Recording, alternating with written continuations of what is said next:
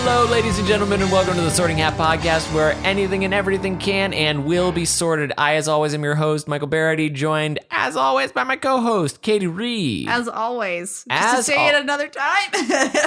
Taking it back. No, we're not taking it back. Ladies and gentlemen, welcome to the Sorting Hat Podcast. Folks, where you've done this 8 times. Everything and anything can and will be sorted. I'm in an episode of The Twilight Zone where it's just Michael taking it back over and over again. As always, Please am joined by, ladies and gentlemen, welcome to the Sorting Hat Podcast, where everything and anything can and will be sorted. I, as always, am your host, Michael Barryte, and am joined by my co-host, Katie Reed. I long for death. And as per usual on our show, we are joined by an expert or comedian, in this case, both, who has picked out a theme and will be sorting things within that theme into the various houses of Hogwarts. Hey, it's Billy Domineau. You've been here before. I have, and I have to say, you look physically ill right now. I'm worried for you.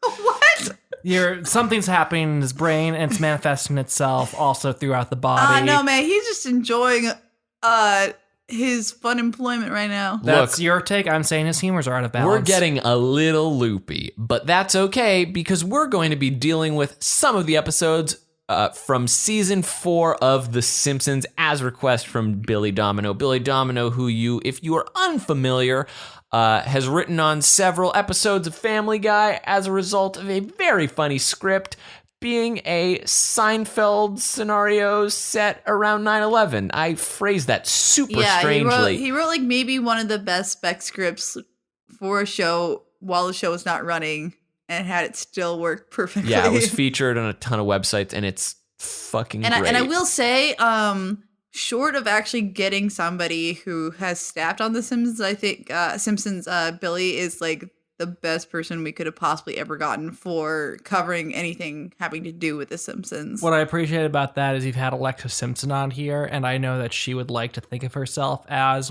more of a Simpsons fan than me, most likely.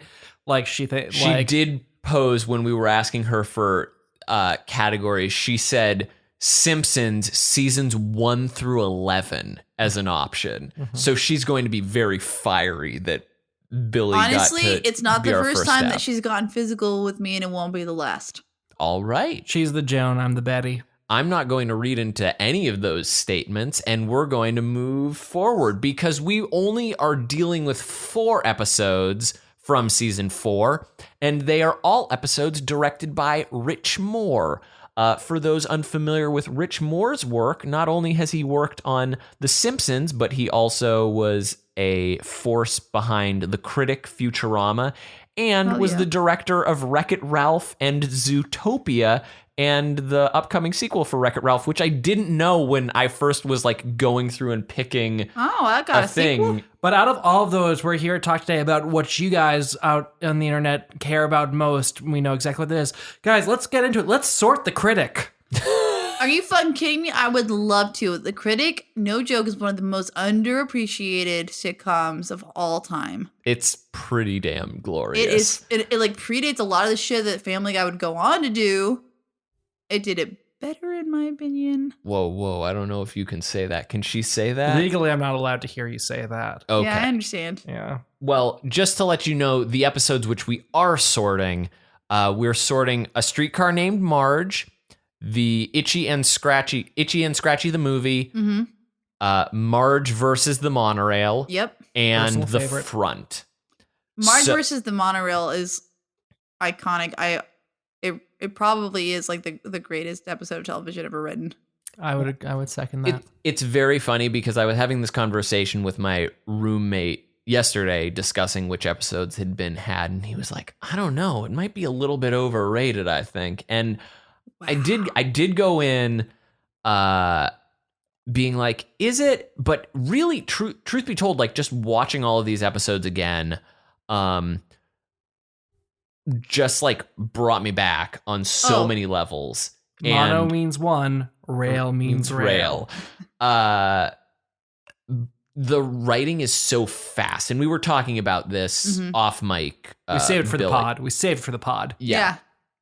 But there is a sharpness, and you were talking about just economy of words in Streetcar Named Marge, just how like, I don't want to steal things that you have said. No, there is.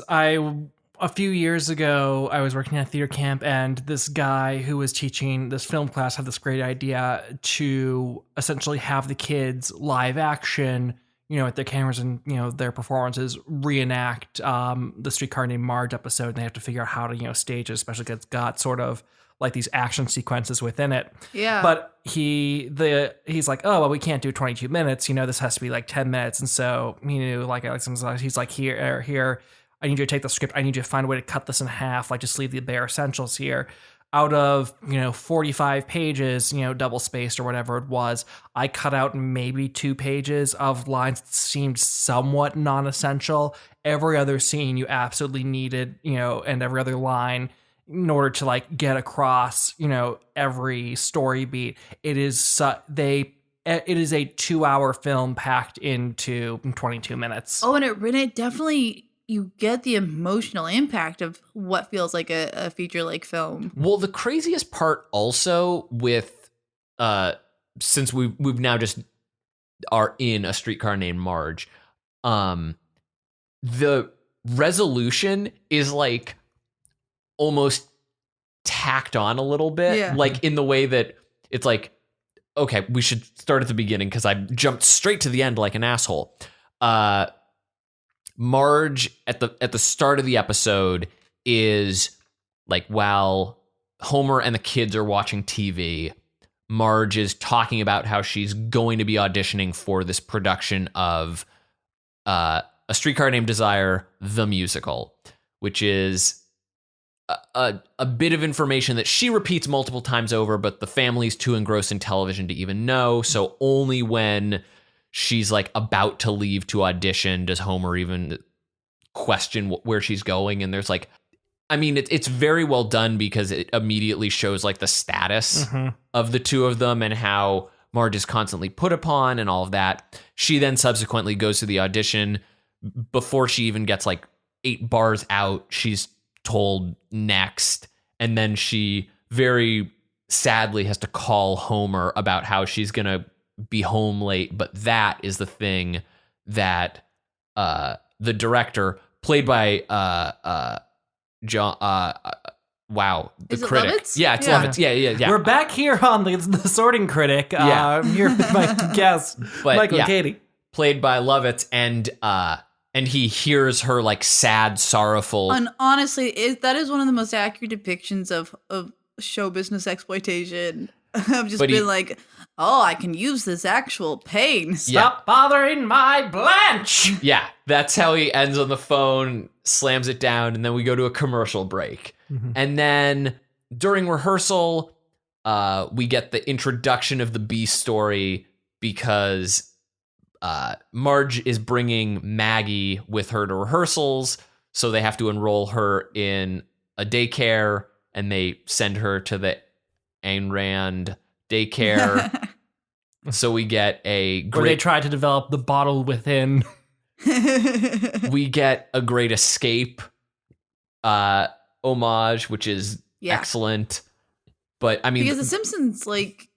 When it like just like frees itself of dialogue, it's still just as sharp and exciting. Well, the craziest part to me, and this is like nitty gritty in the weeds comedy, bullshitty like structure-y talk, but I feel like early Simpsons was much more homage based rather than parody based, and I know, and it's like we're walking that like weird razor that is also a gray zone, but I feel like they managed to do that so well, like early seasons. Yeah.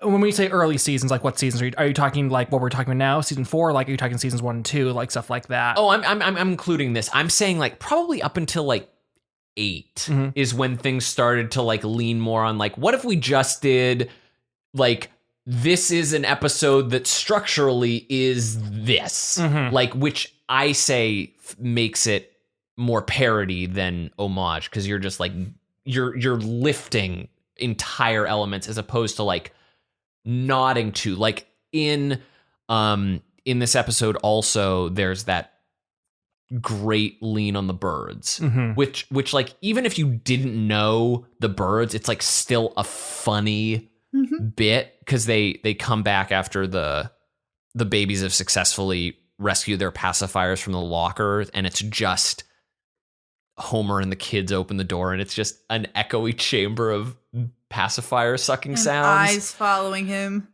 Like, the thing that makes that bit so funny to me is the reverb Yeah. on that, because it No, makes the it sound sound design is just fucking amazing. It's cavernous. It's cavernous sucking sounds. But yes, so like Homer, being the buffoon that he is the emotional catalyst that Marge needs to be able to channel Blanche. That's like the quick through of that. And there's a wonderful little bit where she's supposed to smash a bottle, and it's only when Homer gets her upset that she like does that. And then when they jump to later on, Ned, who is playing Stanley. Right? Yeah.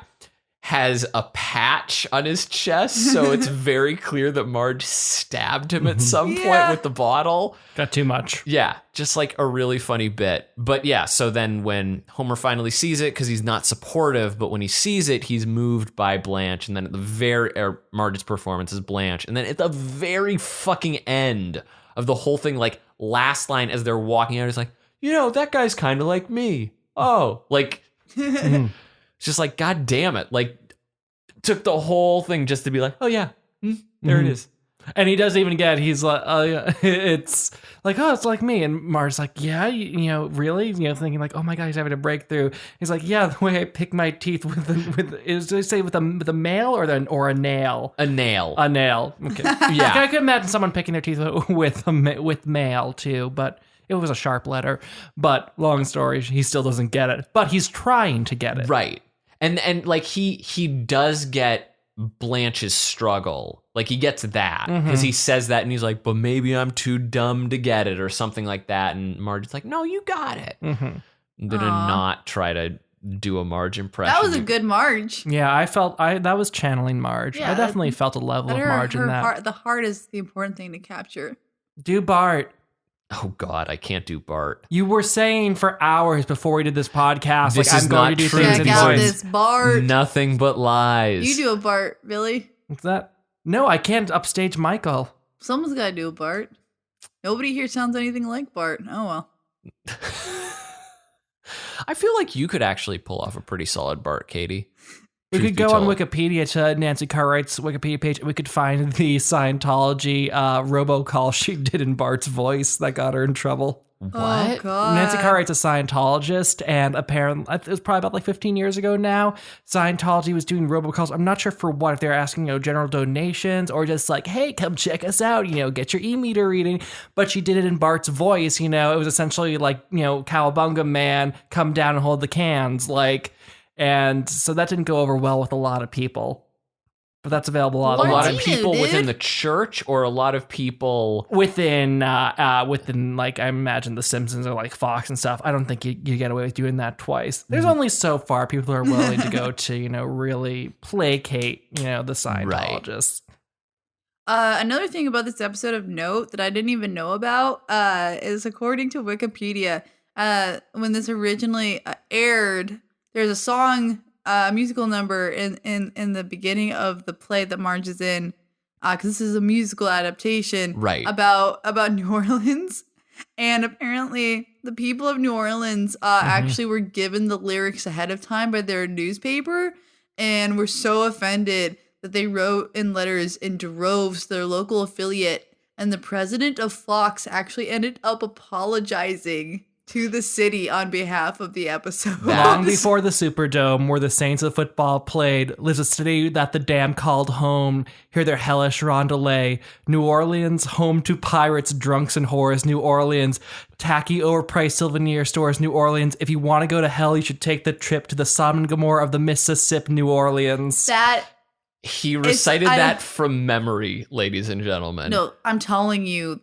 this boy knows the Simpsons. It's important. But it was, God, the thing that in watching this, I immediately latched into was like, oh, they couldn't get the rights to do any of, like, so they had to do musical, like workarounds. That's a good point. Like that is the reason 100%. But it was still a great excuse to have like fabulous musical numbers. But like subsequently, which then made me think of like the amount of times that The Simpsons has used musicals as like when we go to see a performance, it's the Planet of the Apes musical. Mm-hmm. Yeah. Wow. I always assumed it was for the fun of writing stupid songs around that, but you have to be totally right. That's amazing. Like, I'm sure their legal team would. Billy probably the first Simpsons breakthrough that he's probably had since he was 12. Yeah. Which was when I masturbated to The Simpsons and realized, like, wow, this works. Being 12 was awesome. I mean, but like, you still put The Simpsons on every time you're intimate with a person. Yeah, I didn't say I've had a breakthrough since. So where do we think this lands? And is there more to unbox within this episode that might sway one person one way or another? I would go... It's one of the rare times I give a full and hearty thumbs up to Hufflepuff. I would agree. This episode... And a lot of episodes that are written well for Marge just have so much vulnerability to them. Mm-hmm. Because, like, a lot of the other characters, you know, especially the male characters, it's a lot more about just, like, aggressive humor. But with Marge, you're almost always delving into something more cerebral. And like... Yeah, Marge is arguably the saddest character on the show. Mm-hmm. I mean, yeah, just by the virtue of no one ever says Marge is my favorite. But I'm sure some of the writers do, because when they do write for her... Real quick, it's beautiful. Out of curiosity, who's like of the main Simpsons crew, is Marge really your least favorite? I would say that most people would not name her immediely as their favorite put character. Lisa at the bottom for me. I think Bart might be my least favorite character. Like, especially he's had good episodes, but like it's very hard for Bart to surprise you. That's true. Because especially even when he's doing something out of character and that's driving the story, it's a very typical story of like, oh, here's the Hellraiser, and now he's going to develop a sensitive side or a nostalgic side or something like that. Well, who is your favorite then? Out of the family? Yeah. It might be... It probably has to be Homer just because the series rests on Homer. I liked Lisa a lot growing up. Like, I know I she could be a little... identified with her the most. Yeah, but then you didn't like her? What? You didn't like her the most, though? Who was your favorite? I identified with her the most, but the thing that obviously wins with Homer is, despite the fact that he is moronic, he's so well-intentioned and he's got so much heart to everything he does. Yeah, like, sometimes, depending on the episode. well, like he like his moral compass always swings back around. Like, there's not going to be an episode where he like guts somebody and then doesn't have some degree of like, unless they deserve it, Homer's gonna feel or he doesn't realize what he's done is so bad, like the Frank Grimes episode. That's one that like I think even like Simpsons writers are like, what the fuck, we went too far with this one. That one's Which the one episode? that is it's like very controversial with comedy nerds. It's the one where Homer gets the new coworker who's like just like almost like an actual human that exists in real life, which is, and like hates Homer while everyone loves him. Mm-hmm. And the whole thing is Frank has had, like, you learned in the beginning of the exposition, he's had a really hard life. He was like, adopted and abandoned, and like he had to work for everything his whole life, and is just, barely got this done. That's right. And he's seen that Homer skates through. And eat my lobster. That's what he's saying, like when he's having the meltdown at the end. And like Homer got a man indirectly murdered in that episode. So a lot of people are like, oh, okay, we need to rein back in this side of Homer. Well, yeah, and Matt Groening, when he initially conceived the show, was like, even though it's a cartoon, everything needs to operate like a normal world. But I feel like those... Or have, like, pick a reality and stick to it. Yeah, and I think the real big force behind that, less than Matt Groening, that was actually very much a James L. Brooks mentality, unless I'm mistaken. Like, That's right. Because especially you have like you have the three people who start up the show, the three EVs from the game. You have Groening, James L. Brooks and Sam Simon. Matt Groening is approaching it as a punk cartoonist. And like when you see the almond shorts, it's just sort of like, oh, let's fuck with stuff. He's really the cowabunga do guy. Like he's the one, okay, Bart is the heart of this show. Yeah. Mm-hmm. And then James L. Brooks is the one making it's like, this is ultimately a family sitcom. Like, Right. And so that's the Marge part of it.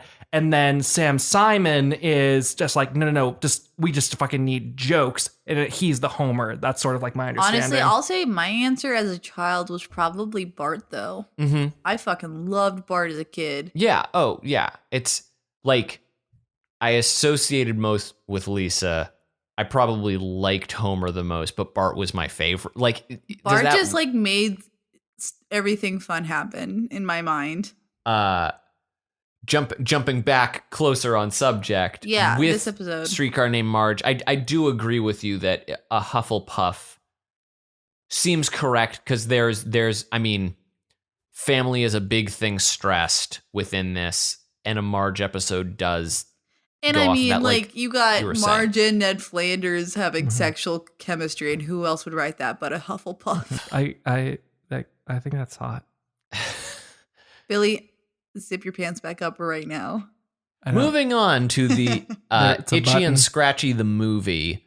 Do you want to give us the rundown on this one, or would you like me to plot it? So Bart, it starts off with Homer and Marge going to parent-teacher conference night with Mrs. Krabappel. Bart and Lisa are left at home with Grandpa babysitting. At school, Mrs. Krabappel tells Homer and Marge, listen, Bart's out of control. He clearly is not getting any discipline. You could be, he could be the next, a Supreme Court justice, but if you don't discipline him, he's, going to just be a punk. They decide, okay, we're going to discipline him some more. They get home to find that, Bart raised hell while they were God. He was using Grandpa's teeth in his mouth to hang on to the ceiling fan, breaks the teeth. This And is the stuff like child Katie loves. yeah, I'm understanding like what your connection was here. And so they send him to his room without dinner, and he's about to think, wow, for the first time they're following through on punishment, I guess, shape up and act right. Homer, though, at the last second, at like the act break, comes and he's like, hey, I brought you some pizza. Come on, just don't do it again. Okay, fine. But Bart's, laugh from him, suckers, I got him again. Then Bart's supposed to be babysitting Maggie, and he doesn't. She wanders off, takes the car out, and crashes it. And so now Homer is pissed off for real. Okay, I'm actually going to touch you. My little brother did that. How old? Okay. You have a little brother? So much drama unfolding. I have a brother who's 4 years. I have a brother who's 4 years younger than me, and so around the time that he was 3, his father would get up early to go to work, and he was really bad about leaving the door, like locking the door behind him when he would leave. My little brother, who's a 3-year-old, gets up at like 5 a.m, so he got up while my mom was still sleeping, got into her car, which was one of those like giant Yukons. Mm-hmm. And because we were parked on like what must have been just an incline, he like put it into gear and backed it out of the driveway and into our neighbor's so just like yard. the hill. Yeah, like he didn't carried. he drove it like across the street and into the neighbor's yard. It was amazing. Like, I'm glad he didn't die, Right. but I was like, this can't happen in real life. But it very much did. That's crazy. Yeah, Was his skin yellow? Ricky's still alive. Yeah. Not yellow. He's white. And it's only sort of half like the cartoon. Mm-hmm. Oh, Only half like. well, I'll print a retraction later. So Maggie crashes the car. Meg crashes the car. Homer's now going to punish Bart for real, and he comes up with like the most severe punishment he can. There's an Itchy and Scratchy movie coming out that is going to be the mean of Bart's life. Bart's been hyped on it. Yeah, he's bought his ticket in advance, for premiere day. Homer rips the ticket and says, not only can you not see it that day, I will never let you see the Itchy and Scratchy movie. And he sticks to it, and then it's an act of is Bart gonna see or not? Homer sticks to it, and then eventually by the end, Bart like has learned some sense of like, okay, there can be consequences, and I understand like why my dad did this. Flash forward to 40 years in the future. Bart is now a Supreme Court justice, and he and Homer go in and see the movie when it's playing at a rerun house. Yeah. That's so sweet. I love that it was very interesting in watching these 4 episodes because I suddenly became like more attuned to some like recurring bits and things that the show just did. One of them being like, what are characters thinking about or envisioning multiple times over? Because it'd be like, are you thinking what I'm thinking? And it'd just like show what Bart is thinking. I think that's in another episode. But or like with both Homer and Marge when Krabappel is telling them like, this is what could happen to your son. They both have like their thought moments. Yeah, and I always love those moments. Those are always my freaking favorite. They show Stripper Bart, which is Bang Bang Bart. Bang Bang Bart. Yeah. He's just so like unenthused. Somebody Very throws fat. a beer bottle at his head, I believe. Yeah, sort of passes out on stage, right? Yeah. Which one does Marge or Homer have that one? That's Marge. Okay. Which suggests that Marge has been to a male strip club before. She sort of, knows. But not even a good one. No, she's had a bad time. Like she's just like, oh, I think those boys should go back to college. Solid Marge impression. Cha-ching. Okay, but Katie had not been hyping up her Marge impression for several hours the way you had. Listen, man. Listen. So jumping into this though, oh God, I love Itchy and Scratchy cartoons so much. They're so dumb, and they're spy versus spy. But I actually always really hated the Itchy and Scratchy segments when I was growing up, because like just schlock violence always makes me so uneasy. I just feel I get grossed out easily by just like abject violence. So it was like always the part that I was like, oh, I like every part of it until it gets like horrifically graphic. It's understandable. Yeah. Like, I mean, it's certainly a thing.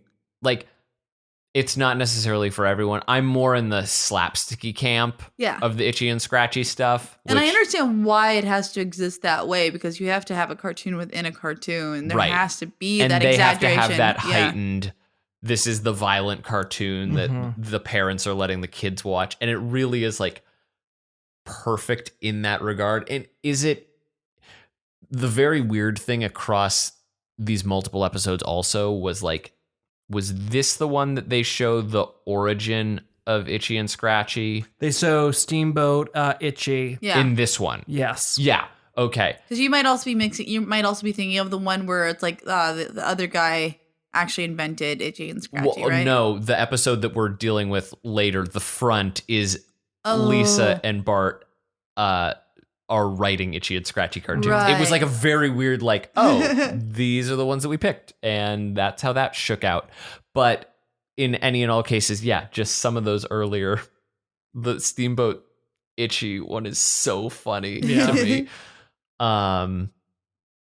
But as to its sorting, I think this one, I mean, it's a hard lesson. And it's also like about like dealing with the themes of like parenting styles and like, can you go too far and be too harsh to try to like really try to correct a kid's complete course of life. Yeah. Which like harkens back to stuff like it feels like that sort of like hard line like feels like, you know, a Clockwork Orange sort of thing. Like that same sort of like morality of like, is it okay to be like so overly harsh on somebody to subdue them into becoming a good person when they grow up? I feel that this is kind of a Gryffindor in the fact that it's a like aggressive move. And it's an attempted heroic action. Yes. They're trying to right the ship that is their son. But in doing so, they might be alienating the love that they feel towards them, or something. Yeah, I would definitely, especially with the very heartwarming ending, I'd put that as a Gryffindor. It's like one of the few times we see Bart not turn out a complete fuck up when he grows up. Yeah, Jumping on to the favorite of the bunch, Marge versus the Monorail. Mm-hmm. I think anybody, if you're a Simpsons fan, is familiar with this one. This is the one where Marge becomes a monorail. Yep. And the whole time she's like, choo choo, oh no, I'm a train. But then she has to fight the other monorail in town because it's Mono 1. Mm-hmm. And that's, of course, like what makes the episode so confused and people like hear the title. But no, it's 2 monorails. There are both. This was the episode that everybody, because I remember people being like, oh, have you ever seen that show that Conan is? And I was like, what's that? And they're like, he wrote the Monorail episode on The Simpsons. And I was like, oh, well, that's great. Who do you know? I know some weird people. They I don't talk think- strangely like this. I don't think you've ever met a person. Isn't it true that like he pitched this and like 2 or 3 other episodes that also got like turned into scripts in one pitch session? They say like that's never happened before or after. I never heard that story specifically in terms of the other ones. The other episodes that he's written, that he wrote, I'm sure he pitched other episodes that got written by other people. He wrote this, Homer Goes to College, and is it called New Kid on the Block? I forget what, but it's the one where Ruth Powers is next door and Bart falls in love with Ruth's daughter. I'm forgetting her name. Was it Laura Powers? Something like that. But long story short, Played by Sarah Gilbert. Who's Sarah Gilbert? She played Darlene on Roseanne. Oh. Yeah, and You looked at me on that for confirmation. And Resident Roseanne buff. no, I'm a Sarah Gilbert. I mean, I am a Roseanne buff, but I had a big No, I meant fucking Michael crush. Barryte. I had a crush on Sarah Gilbert growing up, and she turned out to be a lesbian. So, my hunch Are you was saying correct. you turned her lesbian? by watching sheer her. psychological will? You believed in the secret and it came I wished true. every night for Sarah Gilbert to kiss other girls. So Oh, what was I going to say? we were talking about the monorail. We went Yeah, far so off the track, that monorail, one track. the monorail's a lesbian. That was a solid bit. That was a great combining. Yeah, we got everything back on one page. On Oh, one but no, track, what on I one meant. track. Wow. Shut up, Michael. That was a terrible joke. It was. No. God, but just like the fact that it has one of the best musical numbers ever written for television I mean, makes it's- it. Oh God, it's such a beautiful song. Again, this is going back to like it's an homage rather than a parody. Yeah, and what I was trying to think of just now is I actually had the good fortune one time. I've met Conan O'Brien, and I knew I was going to meet him, so I prepared like, oh, I know what I want to ask him. You know, if I get a question in. And so I asked him, like, how did you think of the Marge vs. the Monorail episode? And his story, apparently, is while he's writing for The Simpsons, he was just driving home one day, and he was on Pico in Los Angeles. That's a street in Los Angeles for the people out there who are very far away. It's the most famous street in Los Angeles. I can't recommend it enough, Pico Boulevard. But anyway, he was driving, and he just saw a sign on a telephone pole that said monorail, nothing else, just monorail, exclamation point. Just like, God, monorails are the stupidest fucking kind of transportation we have. They don't make any sense for so many reasons. Man, but Homer would love a monorail. And then he's like, okay, so that's a story, that's a potential story. And then what I combine that with, well, I love the Music Man, and I also enjoy like the stupidity of like the Towering Inferno and, you know, Poseidon Right. Adventure and crazy 70s disaster movies. So it's just like, all right, let's combine those 3 things into an episode. And then it turned into this. Of course, those But are the sort of things then, we come on top together of for that, that episode has an opener that doesn't really matter, but is the best opener. Yeah. Are you talking story wise or the true opener, the song? The Flintstones Yeah, opener. we get a Flintstones parody. Oh, is this the he's about to hit a chestnut tree? Yeah, that's in this episode, and it has no bearing. The episode on starts with the the Yabba Dabba episode Doo. at It does. all. It does set up like how ill-equipped Homer will be. It sets to- up how ill-equipped that is, but if you're watching the show, you know that like well before you're into the point where he becomes the monorail conductor. Does the Simpsons do a lot of first act openers that like don't necessarily have connection Oh, well, I mean, if you to the first A act plot? openers, like it's even beyond that. They do a lot of Act 1 misleads, especially Yeah. like starting by around like season 8 or season 9. You very rarely had the first act being truly related. It's a very crazy tangential roundabout way of getting into the real episode. We were talking about this again off mic. pre-pod. Well, y'all that- were pre-podding without yeah, me. sorry. That Pre-podding down by the lake. Tamako was the episode for me that set me on that mind, because you've seen the Tamako episode. Oh, yeah. So, I mean, the whole premise there is Homer sees a movie where somebody slaps someone with a glove, and he's like, I want to do that, until he slaps a Southern gentleman I love Homer's who challenges him to a this day. duel, and then he runs off and starts a farm and makes Tamako. Like how many years ago did that episode come out? To this day, I still make jokes about like, where's my dueling glove? And it's all because of that episode. Tamako, I know we're dealing with your favorite episode, your favorite Simpsons episode in Monorail, but Tamako for me is the one. We'll Honestly, share the wealth. the only thing I have against Tamako, because I love it so much, is that they went to the Tamako plotline and didn't keep it on Homer dueling people. Well, but then it comes back at the very Yeah. end. Yeah. No, you get that satisfaction at the He's been hunted down. Yeah. Which is, I think, the thing that makes it so good for me is like they don't drop that thread. But yeah, predominantly later episodes of The Simpsons did take on that like first act being effectively nothing to just have some joke. And now we're in the plot. Yeah. Speaking of, just to talk about Tamako, that episode has probably the dirtiest Simpsons joke in it. Oh, really? Oh. It's a sight gag. They go to a store when they live in the country to buy seeds, and it's called Sneed's Feed and Seed, and then underneath it says formerly Chuck's, the implication being that it was called Chuck's Fucking Suck. Whoa. Young me never got that. That's amazing. That's a buried one. Wow. I mean, The Simpsons were so good about sign bits. So for sure. many sign bits and like quick asides. But okay, so we're back to the Marge versus this the one Monorail. has like the, the distinction of having like what are they even doing here? Sort of like celebrity guys like Leonard Nimoy. Oh, yeah, Leonard Nimoy's in it. They also, I mean, they have the great lead-in to just the story being Mr. Burns and Smithers are caught trying to put toxic waste into a tree. Yeah. And so That they had need to... now grown tentacles. Yeah, and so they now have to pay $3 million in court fines, to which Mr. Burns is just like, all right, we'll pay it. Like, and just has $3 million in cash on hand. Yeah. And then they have to reappropriate the money into public works in But some way. That is amazing to actually think about, like, for an episode that says, like, crazy, this, like, you need to get into the story right away, probably to make sense of it.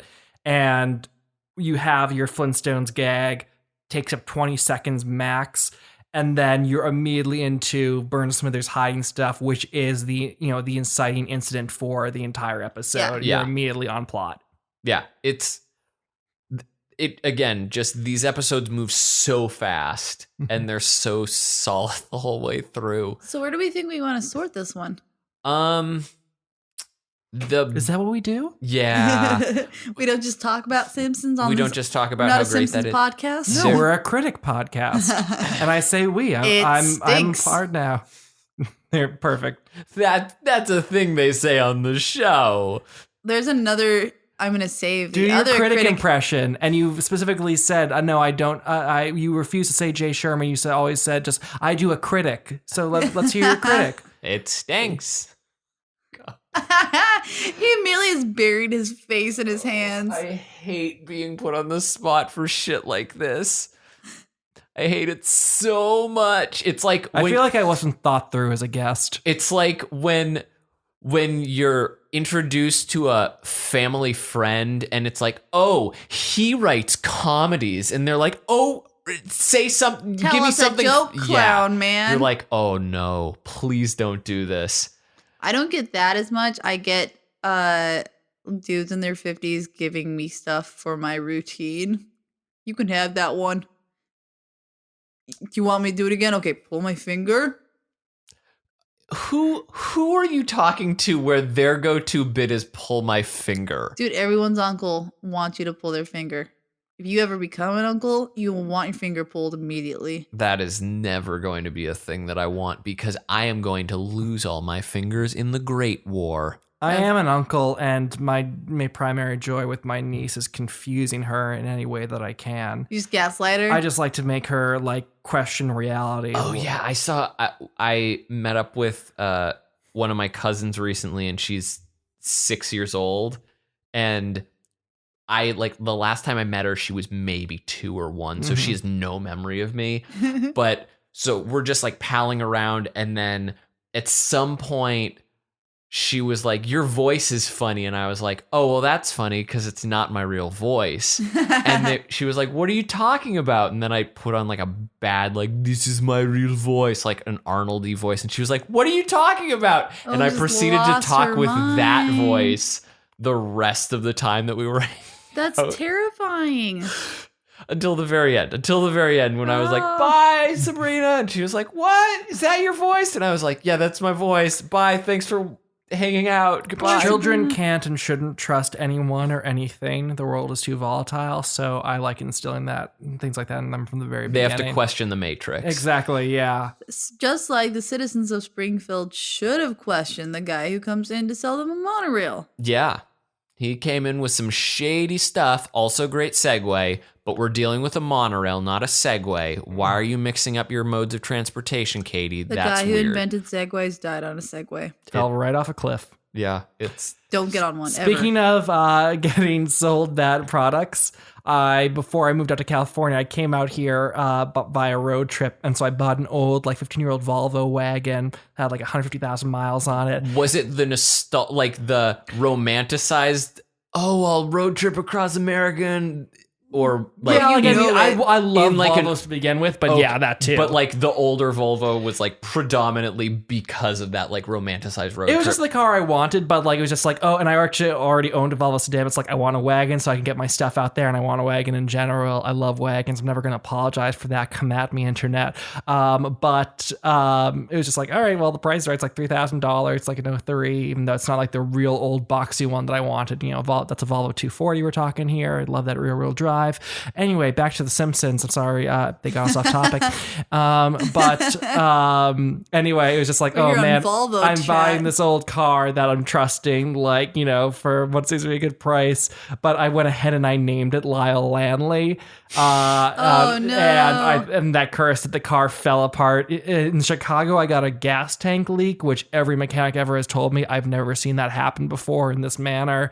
Wow. The power steering went in Las Vegas. I got out here. I put another $3,000 into it, and then the car still died. And I had to go and buy a Prius.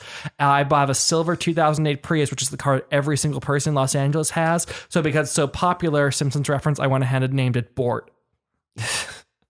For those of you who don't remember Bort, that's from Itchy and Scratchy Land. Bart wants a license plate, a personalized license plate at the gift shop. That's and he's like, Brad, Brian, Bort, and then there being no Bart, and he can't believe there's no Bart.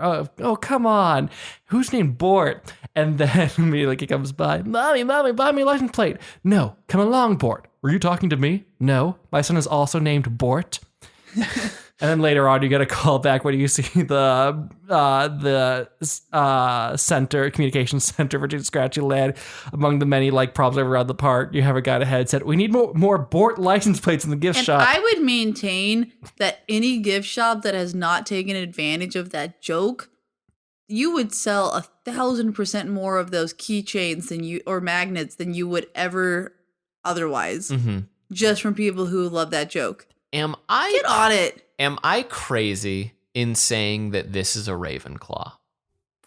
No, it's a very good question of whether this is a Ravenclaw or a Gryffindor. It's certainly not a Slytherin or a Hufflepuff. Right. The question is, does its smartness outweigh the heroicism of the story? Right. And that is where we come into a contentious relationship. I don't know, and I would maybe inject like the amount of heart and like embraced stupidity of Homer, because we're getting Homer at his prime stupid. Like besides the Flintstones gag, this is the one where he also keeps a bunch of possums inside the monorail. He calls the big one Bitey.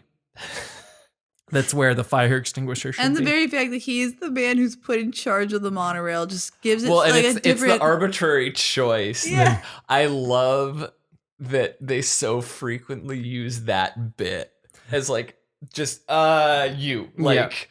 Or that or that Homer has had the lifelong dream of so many things. Your Yeah. lifelong dream was to run on stage on the Field Dirty Baseball game. You did that last year. And it's Man Ruins. Yeah, baseball game. Springfield Forfeits pennant, and they have truly my favorite recurring gag just after that after you pick Springfield has its monorail conductor Homer Simpson, and then they go to a stock photo on the news, and it's a picture of Homer with 200 cigarettes shoved in his mouth. Billy Domino trivia. This is the image that he intends to get as a tattoo. Should he ever get one? I will get that as soon as I have the money, and as soon as I find a part of my body that I want the tattoo on that I feel won't wiener head, deal with. wiener head. I mean, wiener head, wiener. Listen, I just want to make sure this is something that a whole family can see. Wiener head. Oh, that's actually a good idea. Another recurring bit, or at least within the like 4 that we picked, the weird thing of putting cups in tins. Like until I don't think growing up as a child that was ever something I encountered. Maybe it was just my upbringing. Yeah, no, we get that both in Streetcar and in Marge versus the Monorail. Yeah, I never experienced a pudding can. I've only ever known the plastic cup. Yeah. Y'all young. You've had a pudding can? I've had a pudding can. I've had I've even feel like I've tried a soda that had a can like that. I but remember it was smaller bottle. I remember the massive cans of pudding, but never like an industrial cafeteria can. You've Like experienced it though if you've ever opened cat food. Yeah. Well, yeah, but I'm just thinking like, and it was like an after school program. They had like the large industrial can of like pudding, and you just like cut that out and then like glop it on for all the kids. So good. It was great. That pudding is so good. I love pudding. I can't wait to get old and just be like, fucking lean into my pudding love. Is pudding a Hufflepuff or is pudding a Gryffindor? Oh, it's a Hufflepuff. It's a Hufflepuff, baby. You don't for need sure. no teeth for it. Yeah. Nah, man, it's just like, let's be easy and fun. I'm pudding. That's So I'm gonna say this is a Gryffindor episode. okay. If it's a question, are we judging this episode as the story or the execution of the episode? See, we can collectively judge it. Mhm. I feel like if you're looking purely on structure and story and like joke execution, I think it's a Ravenclaw. Exactly. I think thematically speaking, and even some of its plot points would be a Gryffindor. Very much. I'm gonna lean heavier on my decisions from story, I think. Because The Simpsons is one of the few shows after even like working in entertainment for like a few years now that I can just watch it and enjoy it. I don't constantly like break it apart and try to like and analyze here it. we are. No, so that's why this is weird for me. So yeah, I think all of my opinions are gonna come straight from like the story. I'll go Gryffindor for that reason. Sure. I'm not going to be argumentative. I'm not saying anyone else has to because we don't even have to come to the same conclusion. Right. That's the fun of sorting. Jumping on down to Don't you tell me what's fun about this. the front. What? I said, don't dare tell me what's fun about this. I'll He's being derive my belligerent. own joy. So we're jumping into the front, and this is another Itchy and Scratchy episode. The premise being that Bart and Lisa decide that after seeing a not so stellar Itchy and Scratchy, basically anti-smoking cartoon, that they can write their own. They're rejected, but when they throw their grandpa's name on it, the script is approved, and Abraham Simpson is, fast tracked to being a writer for Itchy and Scratchy, ultimately winning him an award, but that's the first time that he sees it, and then he's like, I hate this, and then their stint as Itchy and Scratchy writers is kaput. That's the quick nitty gritty of it. Yeah, that was good. And it's got one of my favorite bits, which is the underwear bit.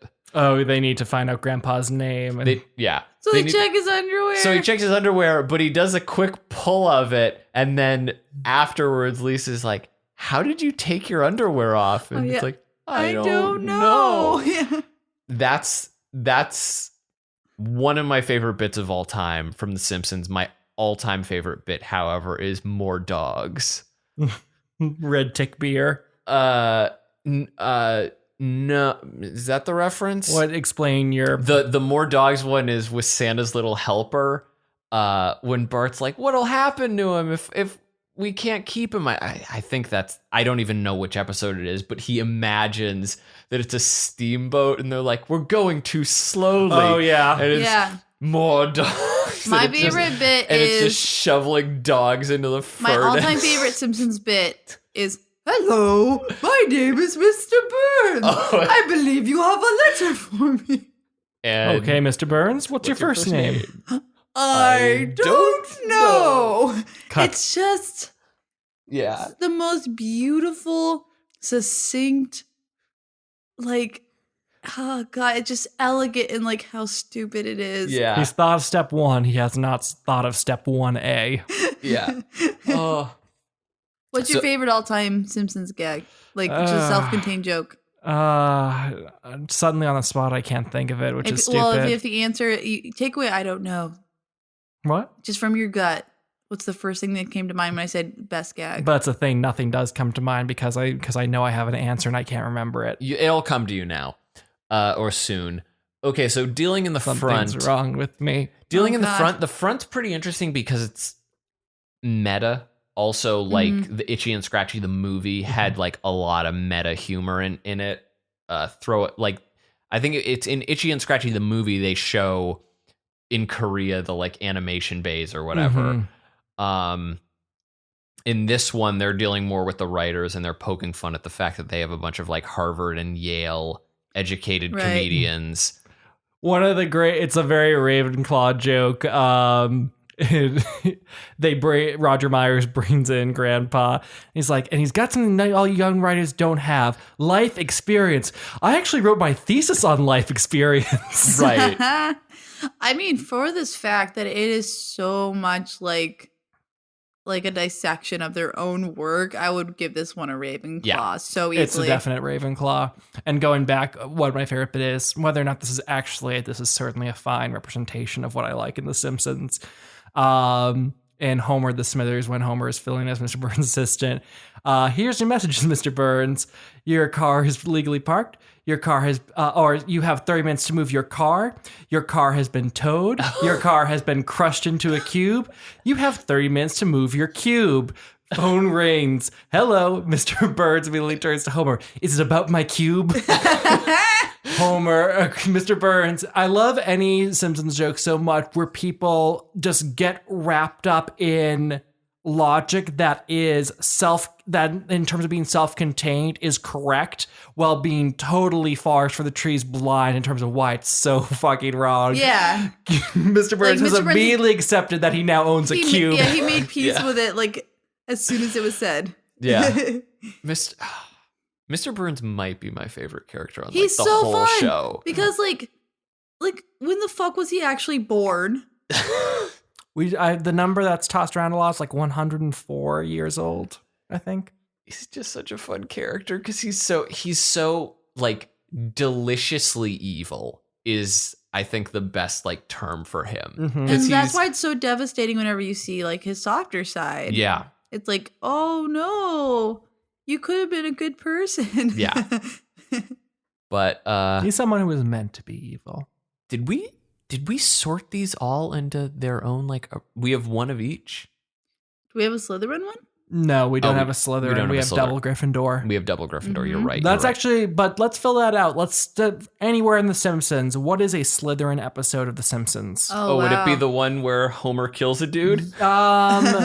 Yes, but it's almost not even Slytherin, just because in the sense, like Slytherin, I always think of, because you're talking about the dark side of Slytherin there. You're talking about the amoral side. Or like maybe. Or you're talking about the immoral side, and that's an amoral episode. What's the one that has the Bartman dance in it?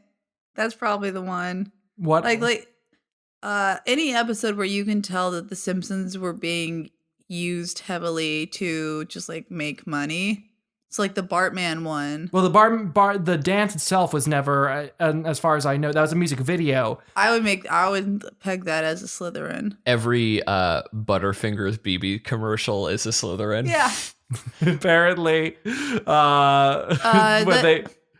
Maybe even the one with Michael Jackson, like to the point that like he was like, you can't use my real name. Well, a lot of the early guest stars didn't let them use their names for like. I'm sure Michael Jackson was extra private, but a lot of them were like, "What the fuck is this show?" Like initially, Albert Brooks was A. Brooks, and that was far. Dustin Hoffman's not credited, and Lisa Substitute as being Mr. Bergstrom. Oh, you know what? I know what the Slytherin episode of The Simpsons is. Is it the Simpsons movie? It's the one where Skinner has his real identity revealed. Oh, the principal and the pauper. Yeah. Armin Tanzarian. It's the one that a lot of people were like, oh, fuck this show. What season was that? That's season 8. Or maybe season 9. Because it just completely disrupted like the canon of a character. Like as loosely as the Simpsons can have a canon. Like Skinner's was one that a lot of people felt like you didn't really need to fuck with this in a way that you did. It kind of like undoes everything about Skinner's character. That was the one in a way that wasn't funny enough to be worth it. What I'm forgetting what it was. That it was he was like a war hero or something? He served with the actual Skinner in war, and Skinner died. And so he's the original Don Draper. Yeah. And so he goes home and like Mrs. Skinner just is like, sorry for spoilers on Mad Men there, guys. There are a lot of people tuning in right now who now they're like, oh, I can just go to the second episode. Hey guys, I like relatively recently finished up on Mad Men, so I'm way behind in my TV. On it. Guys, I also just started It's Always Sunny in Philadelphia, and I am loving this show. Oh man, that show's fucking amazing. God, I can't get over how good it is. Anyway. Yeah, so I would say that's the most Slytherin episode in terms of like, it's just not as fun. It's like when everyone was like, oh, where's the writing going with this show? It's been on for a while now. 20 seasons later. Now we're much.